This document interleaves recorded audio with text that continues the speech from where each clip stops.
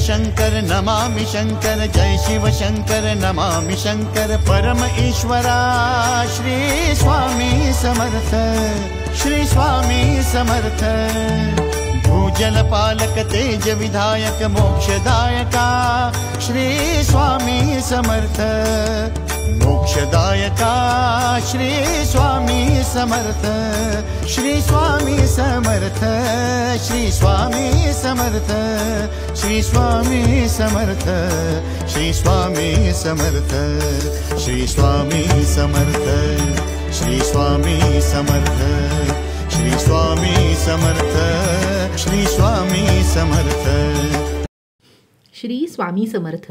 स्वामी भक्तांनो, या व्हिडिओमध्ये आपण परब्रह्म श्री शंकर महाराज यांच्या 77व्या पुण्यतिथीच्या निमित्ताने साजरा करण्यात आलेल्या पुण्यातील मेहेंदळे वाड्यातील पादुका प्रदक्षिणा सोहळ्याबद्दल जाणून घेणार आहोत।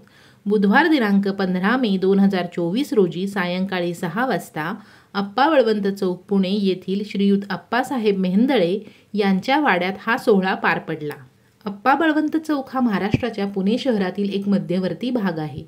हा भाग ABC म्हणूनही ओळखला जातो। पुस्तकांची आणि इतर गोष्टींची दुकाने, ग्रामदेवता जोगेश्वरी मंदिर व दगडूशेठ गणपती मंदिर, हुजूर पागा व नुमवी या शाळा, प्रभात, रतन, वसंत ही चित्रपटगृहे, अनेक महत्त्वाचे रस्ते या चौकाजवळ असल्याने हा भाग सतत रहदारीचा व गजबजलेला असतो। अप्पा बळवंत म्हणजे कृष्णाजी बळवंत मेहेंदळे। त्यांचे वडील बळवंतराव गणपत मेहेंदळे हे पेशव्यांचे एक प्रमुख सेनापती होते। अत्यंत कुशल लढवय्ये असणाऱ्या या बळवंतरावांनी त्यांच्या कारकिर्दीत पराक्रम गाजवलेला होता, पण दुर्दैवाने ते 1760 मध्ये पानिपत रणसंग्रामात मरण पावले। अब्दालीने त्यांचे शीर सदाशिव भाऊंना भेट म्हणून पाठवले होते। हे पाहून बळवंतराव मेहेंदळे यांचा मुलगा म्हणजेच अप्पा मेहेंदळे याला श्रीमंत पेशवे यांच्याकडे सोपवून बळवंतरावांच्या पत्नी सती गेल्या।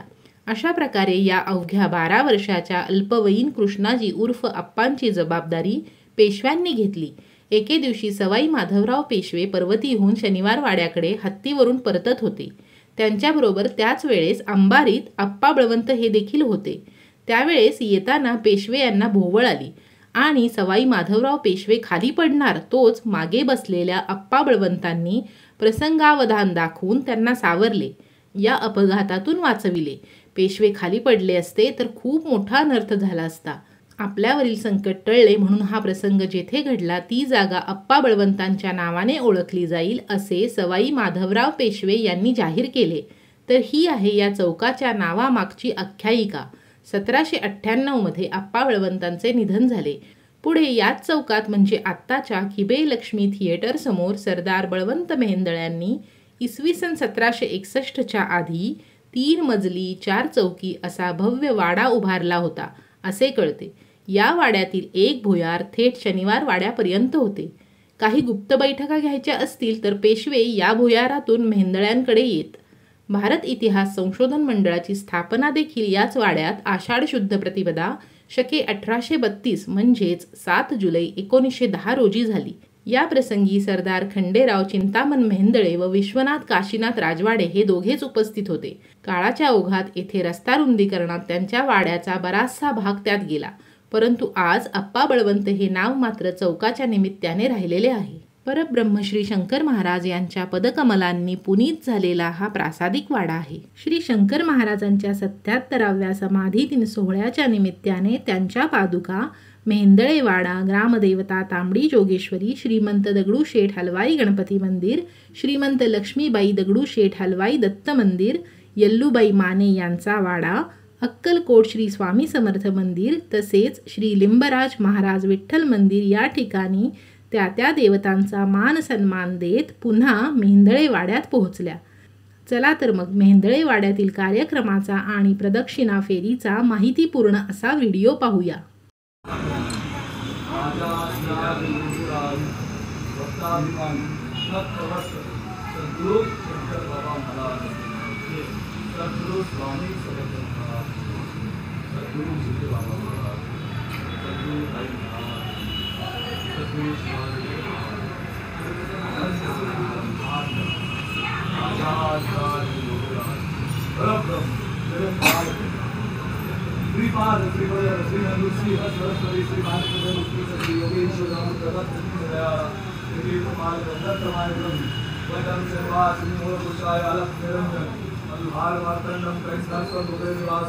श्री अक्कलकोट श्री स्वामी समर्थ महाराज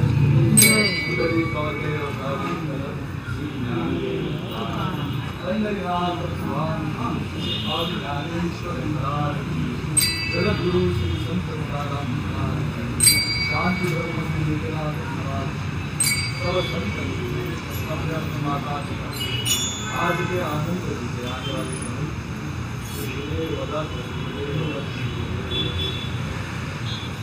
आजचा उत्सवाचा सांगवा आज सद्गुरूंचा वैकुंठ गमन सोहळा सद्गुरू शंकर बाबा महाराजांचा वैकुंठ गमन सोहळा देवांनी देह ठेवला पण अनंत पटीने देव आपल्या भक्ताचे आरती लाभ होता आपल्या भक्ताचे देव आरती लाभ विविध प्रकारे देवांनी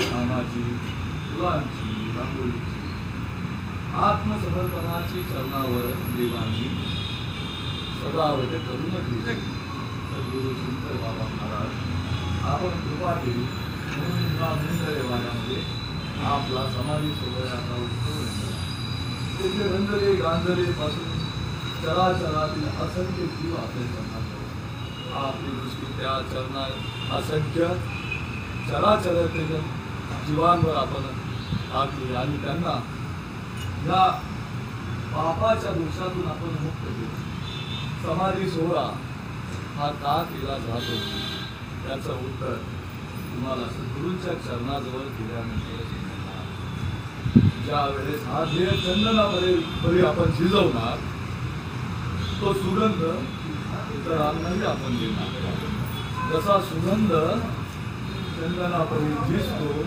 ज्याला सांगवर उघडलं जातं आणि मग ती वृत्ती सद्गुरू आपल्या चरणाला लावून देतात हृदयाला लावून देतात आणि भारी हा लावून देतात आणि तो सुगंध त्या लेकराचा आपल्या सद्गुरू आजचा 7वा दिवस आपण जीवाचं त्या देवदेवता परिसरात जशी आपण पत्रिका लिहून घेतली पहाटे 3:30 वाजता आळंदीवरून आल्यानंतर आपण झोपून दिले नाही आणि 3:30 वाजता आपण पत्रिका लिहून घेतली आणि साधारणतः 4 वाजून 13 मिनिटाच्या पत्रिकेचे आपली कृपा घडली म्हणून मुंबई वाड्यामध्ये समाधी असंख्य भक्तगण येतील असंख्य भक्तगणांवर देवा आपण कृपा करावी आणि पुढील वर्षी अधिक सुंदर असा मुंबई वाड्यामध्ये आपला समाधी सोहळा उत्सव साजरा करूया तिथे असंख्य सत्पुरुष येतात असंख्य सत्पुरुष येतात आपण इथे बसलेला आहात म्हणून त्या सत्पुरुषांच्या चरणाचं दर्शन आम्हाला घेता येईल मागील वर्षी आपण सुंदर असा सोहळा केला काही महाराजांवर आपण पूर्ण कृपादृष्टी दिली त्या मेंदरे कुटुंबावर आपण कृपादृष्टी दिली म्हणून आज आम्ही येथे हा आपल्या श्री स्वामी समर्थ नावाचा सोहळा साजरा करतो माझ्या आपल्याला श्री स्वामी समर्थ नाम अत्यंत प्रिय आहे अत्यंत प्रिय आपण सांगितलं लेकरा तुला माझे आर आहे रे रे माझ्या सद्गुरू अत्यंत स्वामी देवांच्या चरणावर शरण येथेच मी तात्काळ त्या क्षणी पीठावर कृपा करीतो असा सद्गुरू बोध वचन आठवडाभर झालं नाही का आपण करून घेतला आता आपण सकल परिसरातील जे देवदेव आहे त्यांना आपण जे काय देणार आहात तो मान आपण त्यांच्या चरणावर करणार आहोत तेव्हा आम्हा गोळ्या बाबड्या जीवांना आपण निघून करावं कारण आपण अज्ञानी वागले आणि अज्ञानी असल्यामुळे आपण ज्ञानाचा महासागर अखंड परब्रह्माचा महासागर सद्गुरू आणि आमच्याकडून काही या दिवसांमध्ये चुका झाल्या असेल कुणाचा मान अपमान झाला असेल काही मुखाने चुकीचं बोललं गेलं असत नैनाने चुकीचं पाहिलं गेलं असत कानांनी चुकीचं श्रवण केलं असत आणि देहाच्या पंचेंद्रियांना काही चुकीचा स्पर्श झाला असेल तर सद्गुरू आमची चूक अनंत चूक आपण पत्रात झाली सद्गुरू आता आपण चलावं आणि श्री स्वामी समर्थ नामाचा विजय करत आपण सकल परिसरातील प्रथमतः महाबली जोगेश्वरी नंतर गुरुदत्त मंदिर नंतर येलूबाई माने माने आपल्या प्रिय आणि नंतर आपले माय बाप अक्कलकोट स्वामी समर्थ मंडळी म्हटलं ते मान देऊन पूर्ण प्रदक्षिणा मारून आपण पुन्हा इथे येऊन आरती सोहळा गजर प्रवचन भजन महाप्रसाद शील असा सोहळा पूर्ण होईल आणि सद्गुरू जर आमच्याकडून काय समाज अक्कलकोट श्री स्वामी समर्थ महाराज की जय, गुरु शंकर बाबा जय, सद्गुरु चिरे बाबा महाराज की जय, सद्गुरु शिवाजी महाराज की जय, गुरु साई महाराज की जय, गुरुदेव दत्त, गुरुदेव दत्त, गुरुदेव दत्त. ही आपली वरची टोपी आपल्याला अत्यंत प्रिय, आम्हाला काहीही आपलं कळत नव्हतं तेव्हा. आणि देशपांडे गुरुजींनी सांगितलं की बाबूराव महाराजांना आपण द्यायचा आणि त्या टोपीची टोपी घेऊन जायचा. आम्हाला इतकं कुठलंही ज्ञान नाही. ही टोपी आपली गुरु मूर्तीचा माझी आता घालतो आणि आपण आता चलाव देवा चलाव होती प्रार्थना. श्री गुरुदेव दत्त, श्री स्वामी समर्थ महाराज की जय. कोटी ब्रह्मांड नायक राजाधिराज योगीराज श्री सद्गुरु शंकर बाबा महाराज की जय. महाराज की जय. दत्त,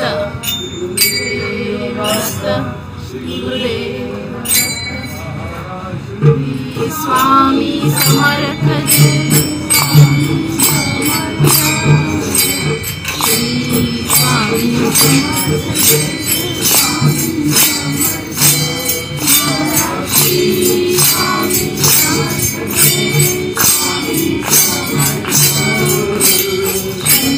स्वामी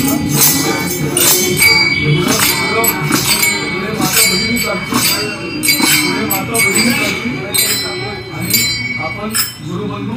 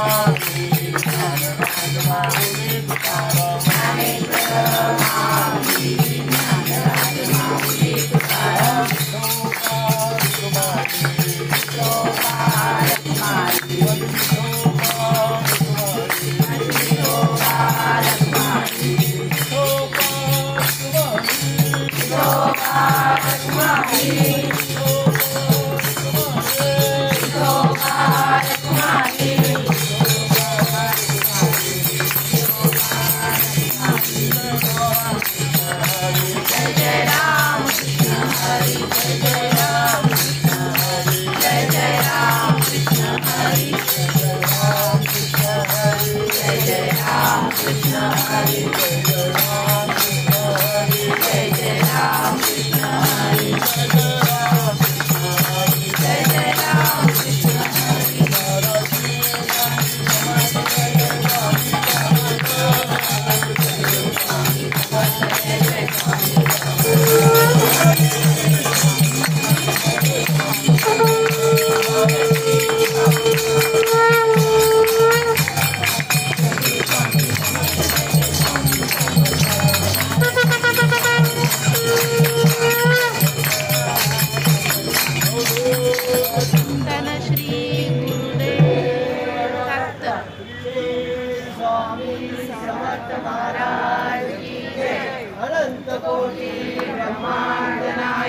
राजाधिराज योगीराज शंकर बाबा महाराज की जय। अनंत कोटी ब्रह्मांड नायक राजाधिराज योगीराज ब्रह्म श्री चतुर्मास की जय। गुरु शिवाजी महाराज की जय। गुरु साई महाराज की जय। गुरुदेव दत्त गुरुदेव दत्त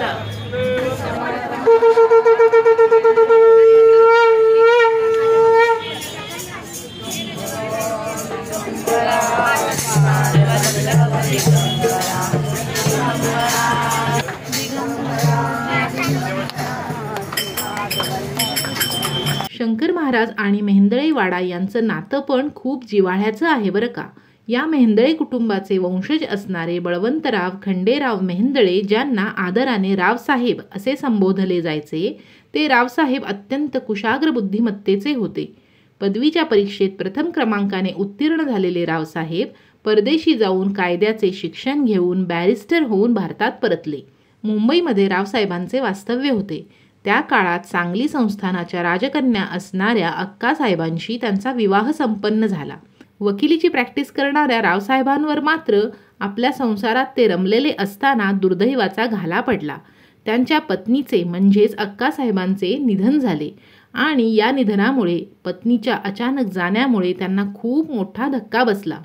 पत्नीचा वियोग आणि त्यात पदरी मुलबाळ नाही, अशा दुःखद अवस्थेत रावसाहेबांनी मुंबई शहर सोडले आणि ते पुण्यातील मेहेंदळे वाड्यात वास्तव्याला आले।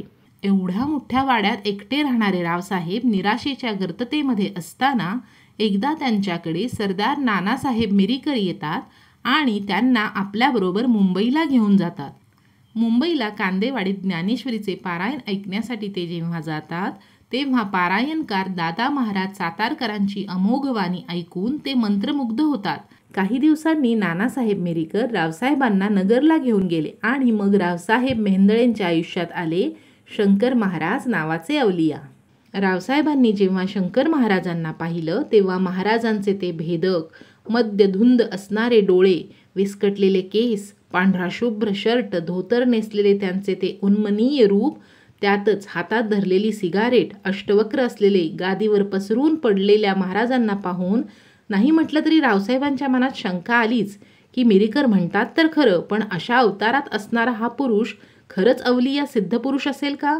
शंकरगीतेच्या 5व्या अध्यायात या घटनेचे वर्णन करताना लेखक सांगतात की या प्रसंगाच्या वेळी शंकर महाराज रावसाहेबांच्या पाठीवर जोरदार थाप देऊन म्हणतात, अरे ये रे राजा, तुझीच मी अगदी वाट पाहत असून तू नवनाथ ग्रंथातला भरतरी आहेस। मेली तुझी पिंगला, पण आता तुझे हे उद्ध्वस्त जीवन संपणार आणि ज्ञानेश्वरीच्या रसस्वादाने बहारदार असे नवीन ऐश्वर्य तुला लाभणार।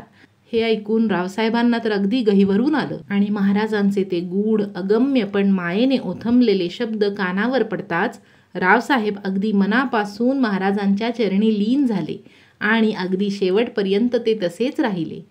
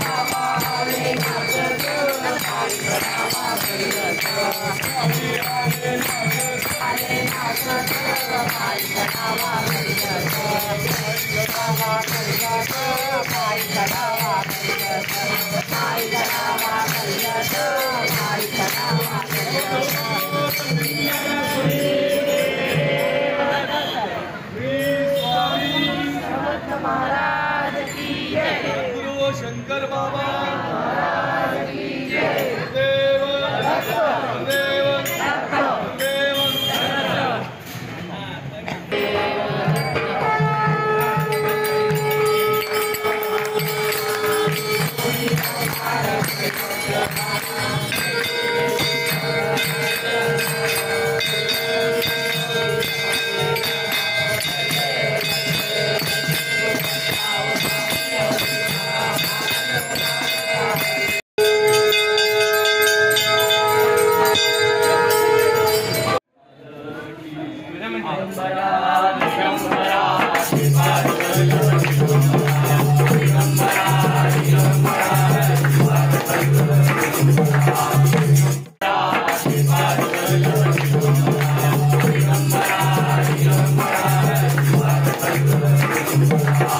शंकर महाराजांच्या अत्यंत आवडत्या भक्तांपैकी एक यल्लूबाई माने या देखील होत्या.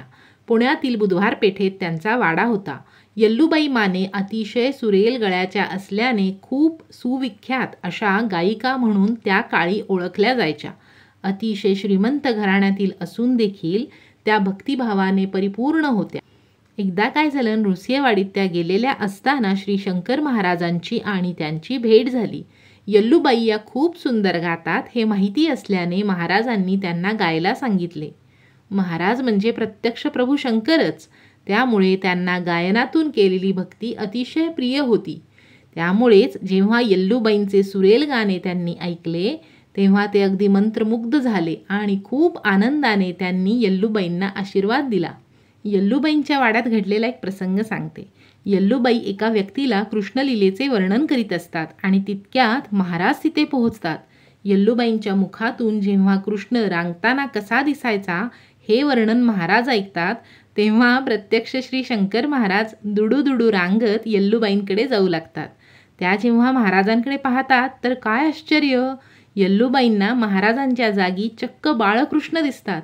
देवावर नुसते कामापुरते औपचारिक प्रेम करणाऱ्या मंडळींसारखे यल्लूबाईंचे प्रेम नसल्याने आणि त्यांची भक्ती शंकर महाराजांप्रती निरपेक्ष असल्यानेच अजानुबाहू अष्टवक्र भेदक नजरेचे शंकर महाराज बाळकृष्णाच्या निरागस, अवखळ आणि प्रेमळ रूपात यल्लूबाईंना दर्शन देतात. यल्लूबाईंचा वाडा जरी पुण्यातील बुधवार पेठेत असला तरीही महाराजांना तेथे जाताना आपल्यासारख्या सामान्य माणसांसारखी लाज, शरम, घृणा कधीही वाटली नाही. कारण प्रत्यक्ष परब्रह्माचेच स्वरूप असणाऱ्या त्या अवलियाला कसली आली आहेत बंधने आणि संकुचित मनाच्या लोकांची पर्वा नाही का? अशा या यल्लूबाई मानेंच्या वाड्यात असणाऱ्या औदुंबर वृक्षाखाली स्थापन केलेल्या दत्त महाराजांच्या पादुकांना आणि पर्यायाने यल्लूबाईंना देखील भेटायला श्री शंकर महाराजांच्या पादुका या सोहळ्याच्या दिवशी नेण्यात आल्या. चला एक एक जण लाईनीत आपण दर्शन घेऊया. एक लाईन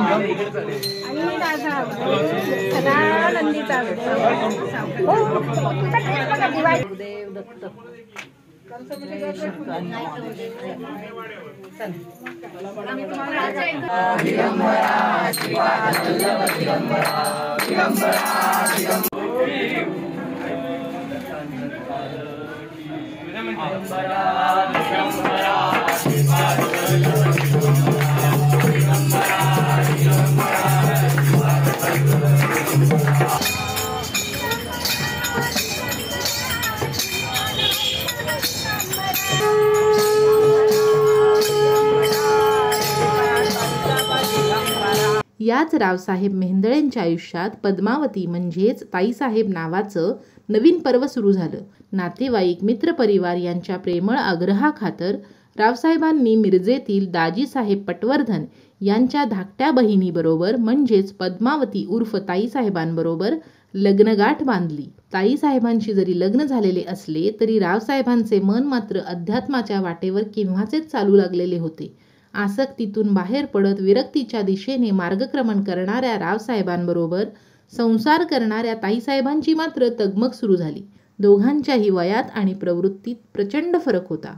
एके दिवशी उद्विग्न मनस्थितीत असताना ताईसाहेब मेहेंदळेंनी आपलं आयुष्यच संपवण्याचा निर्णय घेतला आणि आत्महत्येचे विचार त्यांच्या मनात घोळत असताना तितक्यात त्यांना एक मंदिर दिसले.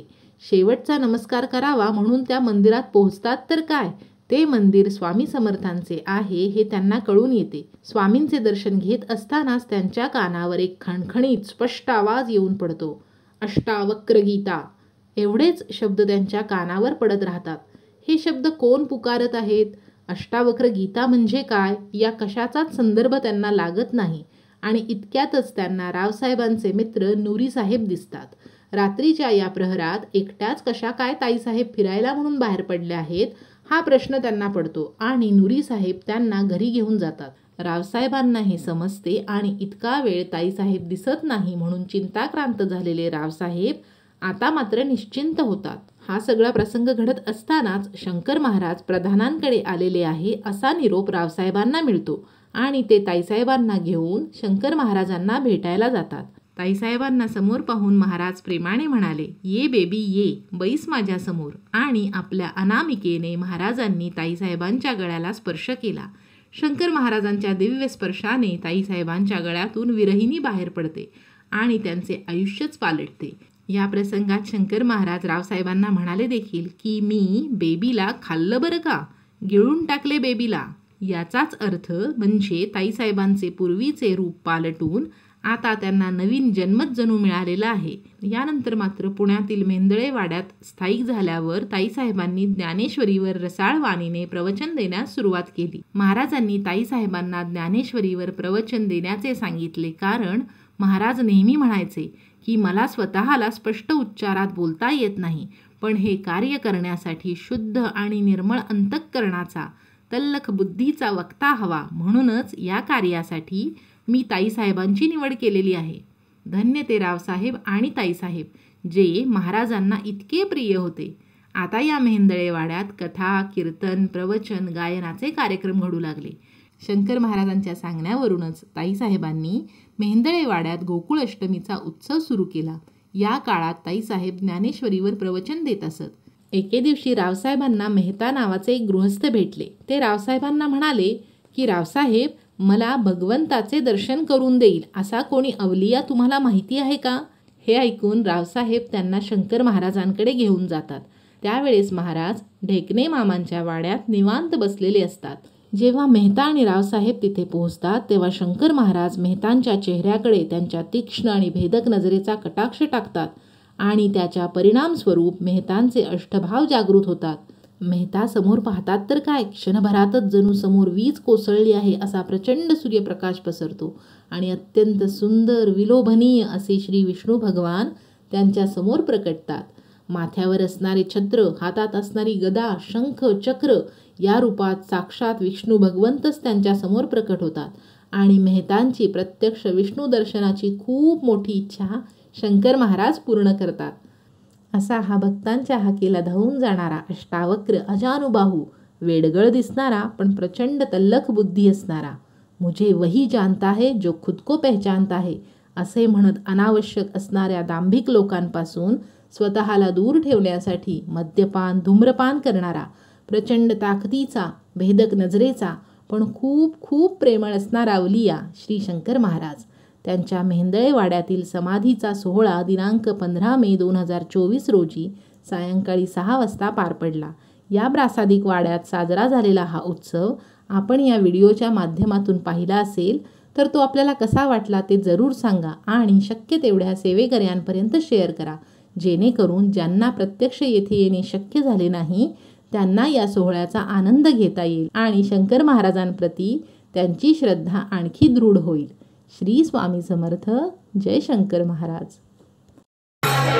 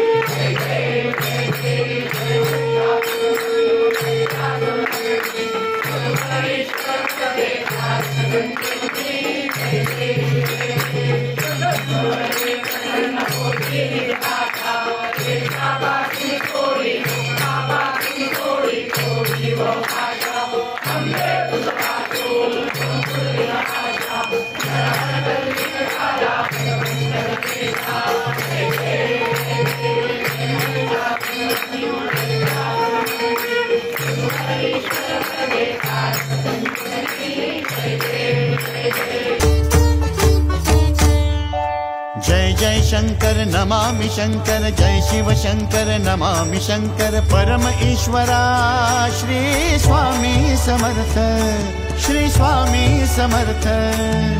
भूजल पालक तेज विधायक मोक्षदायका श्री स्वामी समर्थ, मोक्षदायका श्री स्वामी समर्थ, श्री स्वामी समर्थ, श्री स्वामी समर्थ, श्री स्वामी समर्थ, श्री स्वामी समर्थ, श्री स्वामी समर्थ, श्री स्वामी समर्थ, श्री स्वामी समर्थ, श्री स्वामी समर्थ, श्री स्वामी समर्थ, श्री स्वामी समर्थ, श्री स्वामी समर्थ।